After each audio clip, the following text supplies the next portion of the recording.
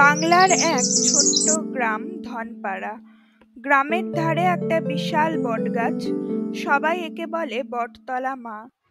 দিনে গ্রামের বাচ্চারা ওখানে খেলে, গরু চড়ানোর ছেলেরা বসে গান গায়। কিন্তু রাতের বেলায় কেউ ওই দিকটায় যায় না, কারণ ওখানে থাকে শাকচুন্নি।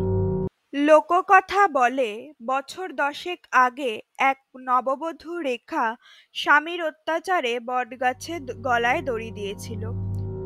মৃত্যুর পর থেকে সে ওই গাছেই বাসা বাঁধে। রাতে পায়ে ঘুঙুর পরে হাসতে হাসতে ঘোরে। যার কানে সেই হাসির আওয়াজ আসে, তার আর ভোর দেখা হয় না। এক রাতে গ্রামের এক সাহসী যুবক হরি বন্ধু বান্ধবদের চ্যালেঞ্জ নিয়ে গেল বটতলার দিকে।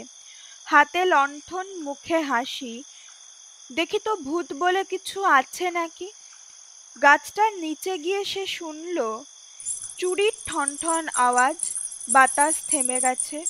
হঠাৎ পিছন থেকে এক মিষ্টি গলা, এই পথে কোথায় যাস রে হরি? হরি ফিরে দেখে এক সুন্দরী মেয়ে, সাদা শাড়ি, চুল ভেজা, চোখে লাল কালি। সে মিষ্টি করে হাসল। আমায় চিনিস না? আমি রেখা, তোরই জন্য অপেক্ষা করছিলাম।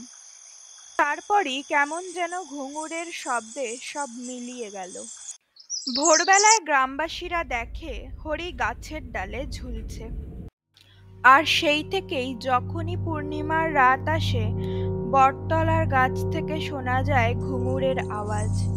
রেখা শাকচুন্নি নাকি তখন তার নতুন শিকার খুঁজে বেড়ায়।